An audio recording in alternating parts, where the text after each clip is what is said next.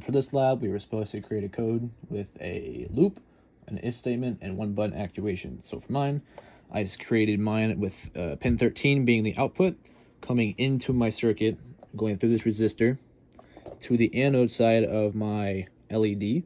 Then on the back side, if you can see it, I have the cathode going to a resistor to this other wire, which bridges back to the ground on the analog power side.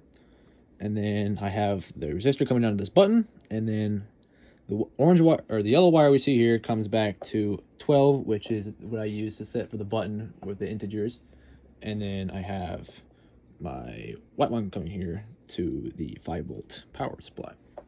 So I set the LED to 13 as pin 13 to power this, and then I set button as 12, so they have a correlation between the button and pin 12.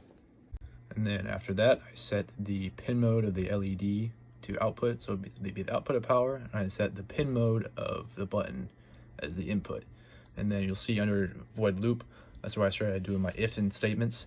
So you see my if, and then my for, so as long as the integer is equal to 0, so we're saying the integer is equal to 0, and then we're also saying x is less than 3. So this will continue to loop itself over and over until this statement right here is no longer true. But every time we loop, we're adding 1 to x. So after 3 times, this statement will no longer be true. So all this will stop looping, and that'll end the cycle. But part of this though, so what I'm looping here is I'm turning on my LED to high, and then I'm delaying it so it blinks, and then I'm turning it off, and then I'm blinking again, or I'm delaying it again so it blinks. And then you'll see down here, when you press the button, we get a little blink.